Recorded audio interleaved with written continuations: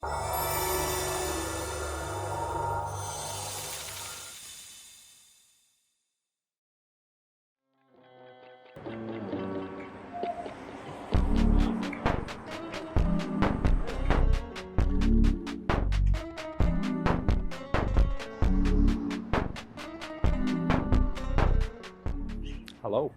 Today I'm doing something a little bit special.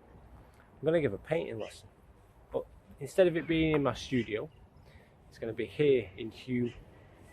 Now Hume is a culturally diverse place within Manchester. It's also a little bit special, and those that live here and those that have visited and those that know the people that live here will know there's something else going on. Now, it's not just the people that are special, it's also some of the buildings and the architecture. So, and these plain old red bricks lies something beautiful. Let's go and have a look. This is Hume Playhouse. As you can see, this is a fantastic space, and a space really I think should be celebrated. It's a piece of Hume and it's a piece of history. You know, look at that ceiling. It's amazing. I'd urge anybody who has an interest in the history of anywhere really, history of performance and the history of Manchester, particularly the history of Hume, to come and have a look at this place. It's amazing. It's also very cold, which is why I've put my hat on. I think it's going to make a wonderful venue for a painting lesson. The place amazes me. I think it's beautiful. Yeah. So if you know of anyone that can help support this place, you know, it's being used by members of the community at the moment to make arts and music, and support the creative aspect of Hume as much as possible. And I think that needs as much support as possible. Let's go and meet Millie, and let's go and do a painting lesson. Hello and welcome to the chilly space that is the Hume Theatre. And we're about to start the lesson. This is Millie. Hello. I'm Tommie.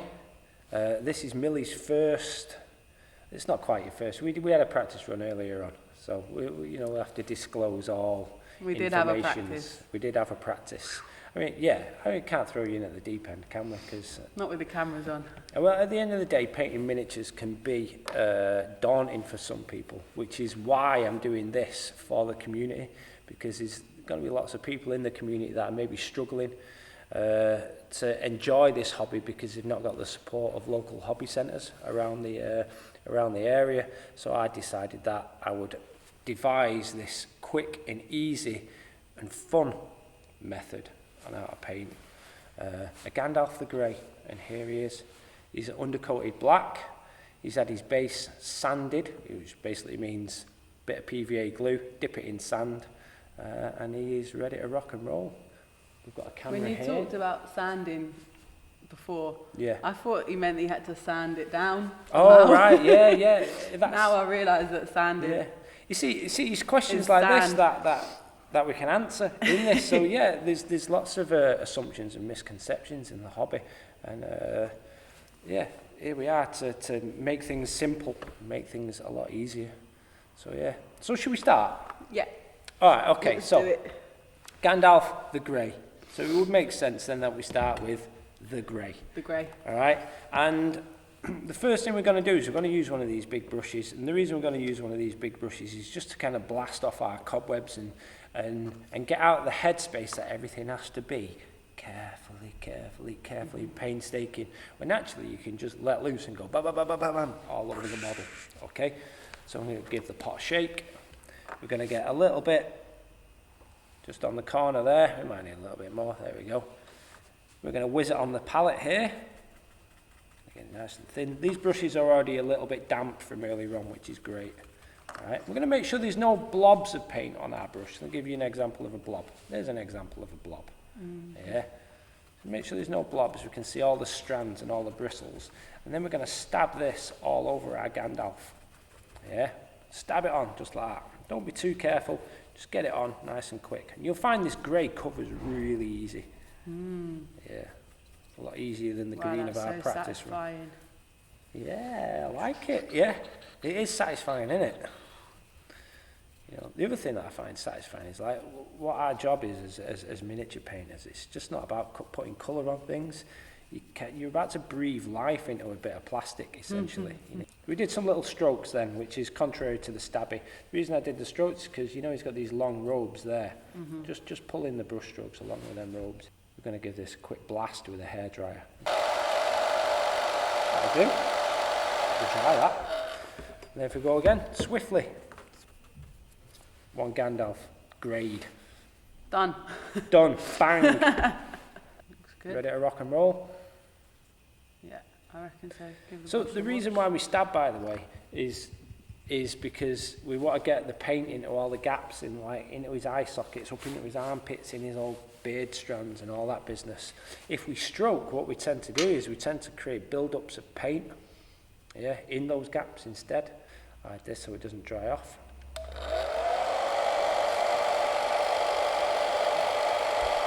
So, next colour, we got a slight bluey type grey, which on camera might appear incredibly blue, but it's not quite a blue. There we go. And this time we're going to choose a brush that's ever so slightly smaller. There we go. Big blob of that. Whiz it on the palette here. Now I did take a little bit of water and I added that into this mix here. And now we don't want it to flow and be watered down to the point where we can see too much black through the paint. Yeah, we want the paint to retain some opacity. Alright, and this in nice big strokes we're going to go paint his hat. Nice big easy strokes. Don't do like little dabby ones this time, because they take time. It takes too long, and it actually reduces the quality of your paint job for those that wish to improve and get better at a later date. I wonder why wizards wear pointy hats like that. I don't actually know. No, one of life's mysteries. Same with witches as well, eh? There must be a really good reason. Yeah. What do you want to paint next? You've got a choice. Should we do the belt? All right. Or is that what you're saying we should do Brown last? bits. Yeah, you said it. You've called it. Okay. We're committing. Okay. If you want to do some different browns, you can do. Feel free to get creative, because I'm sure Gandalf has a wardrobe and a variety of things to choose from. And if you want, you could even mix them together. Just like that. Yeah. And again, like with his hat, let's use his staff here as an example. You just do fewer, longer, smoother strokes. Yeah, so one big one for each side, you know, one big one for each part of his belt thing, you know, because there you go. So now, don't beat yourself up, by the way. If you have to do many, you have to do many. It's all good, because I mean, after all, painting toy soldiers. That was a spot-on brushstroke. That. So I said in the practice run earlier on that I reckon you'd be pretty good at this, outside of this like entry-level demonstration. I'm up for it. Yeah, I'm up for it. I'm on board. Right, while you're doing that bit, I'll rack up the next step. Rack them up. Yeah, should be good. Perfect. Sling the lids on these. Wash the brush, yeah? Wash the brush, yep. Okay, here we've got a nice metal colour. So we're going to get his sword. There you go. See, just for anybody that is asking why I've not got more water, I always keep water in my brush ready, because as I spread it from left to right, I squeeze the water out of the brush. So here we go. One big brush stroke for each part of each side of the sword.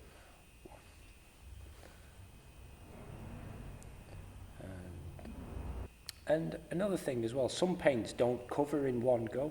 If you need to do multiple coats, then you need to do multiple coats. How long have you been doing this? I've been doing this since I was 18, and I'm not 18, no, I've been doing it professionally since I was 18. Wow. I'm now 43. I started the hobby as a kid, probably about 11 or 12, maybe even younger. So, yeah, crackers. And I've travelled with it as well. Yeah. You know, yeah, so I've ran classes in different countries, and all around Britain as well, which is nice. Yeah. I've got to admit, that's it's helped me travel, it's helped me get to know some wonderful That's people as well. such a way to travel. Yeah, I On mean, the back of these wow. guys. On the back of toy soldiers. Yeah, it's crazy when you think about it. Right, let's smash some gold on this guy. I say smash some Yeah. gold. It's only a little bit, which is just the hilt of his sword. The hilt is that bit above the handle, by the way. Did you know Gandalf's sword has a name? No. It's called Glamdring. Glandring. Glamdring, yeah. Glam. Yeah, Glam. It is glam. The name's translates from Elvish into... Is it the foe cleaver or something like that? I don't know, don't quote me on that. I'm not a giant Lord of the Rings nerd, he says, sat here painting a tiny Gandalf. There we go, so I'm going to pull you out here. So you see how many brushstrokes you took to paint that one bit. And that's one bit that could have been done in one. I You know, so- but it looked all so tiny and... Oh yeah, it can be intimidating. Yeah, one shot, one kill. Do you know what? I also like the fact you're making that noise as well, you know. Because like the noise really helps to illustrate like what a line looks like. For example, the Nike tick, that'll go It doesn't go bleh, the Nike tick, does it? But blur is like blur. Yeah, exactly. So all of a sudden, if you can put a noise to something you want to do, let's say you've got, say you've got somebody who's got some clothing that's tight, for example, you might use the noise for that.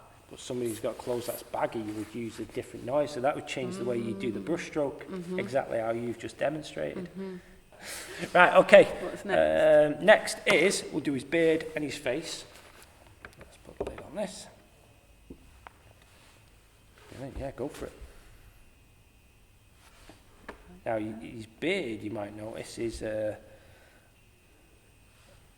filled with lots of little uppies and downies, ins and outs, peaks and valleys. Yeah, so sometimes in this, you might have to do a little bit of stabby work just to work that paint into some of them gaps. I think maybe there's a bit too much water on mine. So when we dry it, we'll see. It'll probably darken when it dries. And again, to reassure people that do oversaturate some of the paint. Oversaturation just means you get to do more layers. Undersaturation generally means if you kill it, it's killed. Cool. So if we give these guys a blast with a hairdryer now. Okay, should we move on? Yeah. So we've got a couple more bits to do. We're going to do his skin, which is his face, his hands, yeah. Then we're going to do the dry brush, if you remember. Then we're going to do the wash all over him, and then we'll neaten up his base. Okay. And then he's pretty much done. I might need to use a little bit of blue again. Yeah, for his little hat. Yeah. For his little hat on his, For his little little head. pointy hat, which we can't fathom why it has a point. We need to find out. Yeah, why witches and wizards have pointy hats. We do need to find out. Please get in touch. I feel like I should know this already. So yeah, there's our two G-Dolphs. And let's get some of Faces. this. Yeah, faces and hands. Just double check. I can still see it's a bit shiny under his hat there. Yeah, go Just for tell me hands that. Yeah, first. so do his hands first. You have to be a little bit careful on his sword hand because it's right up close to his robes. Oops, I nearly chose the wrong paint there.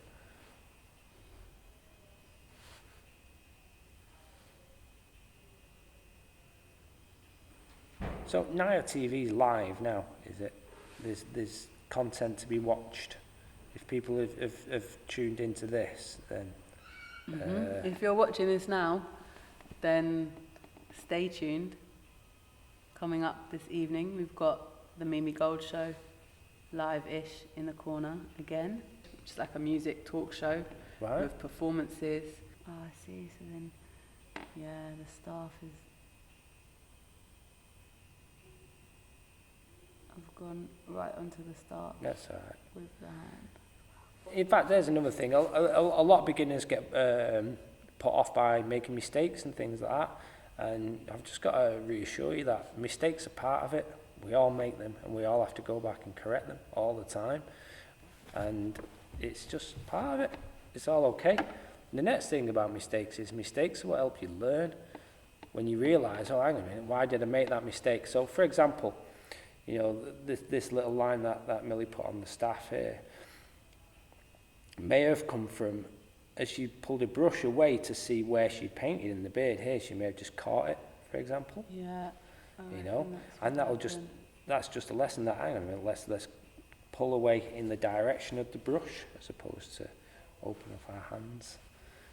Because Gandalf actually has a scarf, so I figured try with a bit of mixing of paint. Oh yeah, he has got a scarf on He here. does have a scarf on, yeah. So I'm just going to take a little bit of this, mix a slightly lighter grey, yeah, and we're going to put his scarf on. Now we don't want to go too light because then his scarf colour will blend in with his beard. Oh no.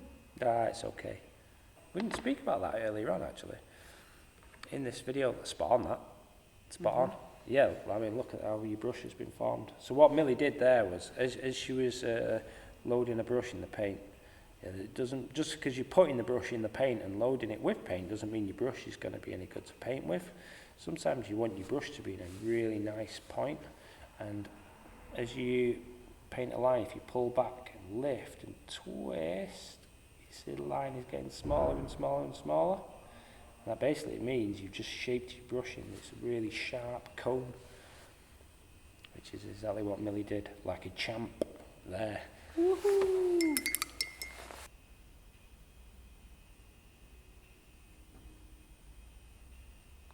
Good stuff. Sort of like that. Yeah, absolutely, spot on.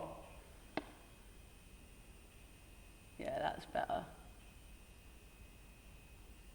How many models do you reckon you've made in your life? Or painted? That is an insane, thousands. It's an insane question that, yeah, thousands. Thousands. Easy, yeah. Okay, now the bottom of the staff again. You can just, there you go. So dry brushing, it's like relatively easy, but it's also relatively easy to mess up. Alright, so what is dry brushing? Well, basically you get paint on your brush, preferably an old brush because it really kills brushes. And then you take all that paint off without washing it. So essentially what you end up with is little remnants of dry paint. And as you can see, you start to get this dusty, scratchy type of appearance. But you see, like what they're doing is they're bringing out the detail. Yeah. So that is exactly what we want to do now to Gandalf. So we'll go against the grain. So earlier on, any brush strokes would have been stabby or go with the flow of it. Now they go against. Okay. And if you look there, the brim of his hat is picked out. We just bash all around the model, essentially. We're giving you life. Yeah, giving you depth, dimension. Some depth and dimension. And because there's a lot of music goes in here, another term would be volume. Unflattened. Plump. Yeah, I'm going to fluff you up, Gandalf. Oh no, it's getting there. Yeah. It's getting there. Maybe a little bit more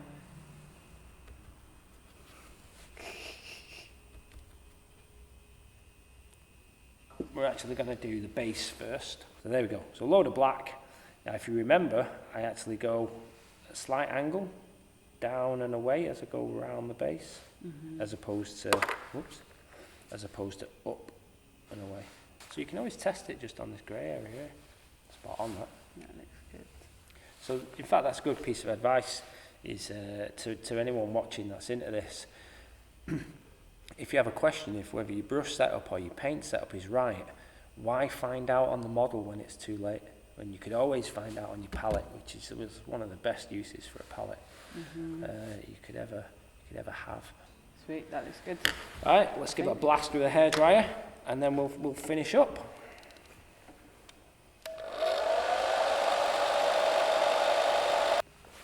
Okay, so we're about to do the last stage. So before we do the last stage though, it might be a good idea to have a double check to see if we're happy with everything before we're going to commit it. Maybe round his beard there's just a bit of blue that's crept in Oh a bit yeah, too up much. under his hat, yeah, so. You are meticulous. This is good. There we go. So, we're going to get a load of this stuff. And it's basically, it's not paint. If you actually see it slightly see-through. Yeah, it's more like a stain, like a wood stain. But not obviously for wood, but for tiny Gandalfs. And we're just going to flood our tiny Gandalf with this stuff, top to toe. And it's like the opposite stage of the dry brush stage. This is the extra wet stage. So where the dry brush stage caught all the peaks and defines all the raised areas, this is troughs, yeah. So again, with this, it's always best to put too much on. Yeah. Even on the base, by the way. Put too much on, and then use an empty brush to take away where you think there's I can't help myself. Oh yeah, you go for it. These sound effects. Go for it. I mean, if painting toy soldiers and tiny Gandalfs isn't about having fun, then Something's gone horribly wrong. wrong. Something has gone horribly wrong, or you've started to do it as a job. I'm going to keep this guy rotating while you do your bit, and then we'll blast him with a hairdryer at the same time. So just loads, yeah? Yeah, just loads. Just whack it on. So, just to clarify, I'm keeping him rotated, just to keep the colours drying evenly on him. I'm keeping him sideways as well, so it dries, so his valleys stay like this, and it doesn't, all that colour doesn't run down towards his feet.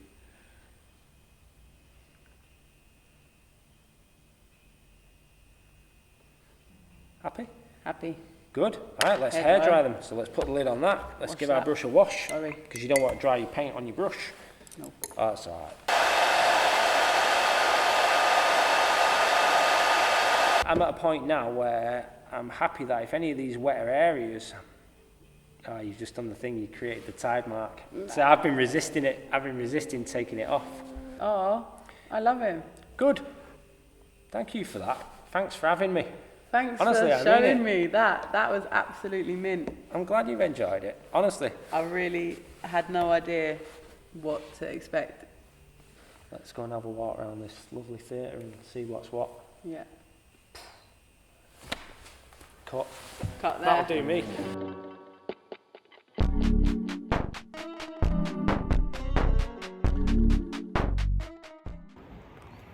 So, this has been the Nine Moss Centre in Hume, formerly known as the Hume Playhouse, inside a beautiful theatre, hidden behind plain old red brick.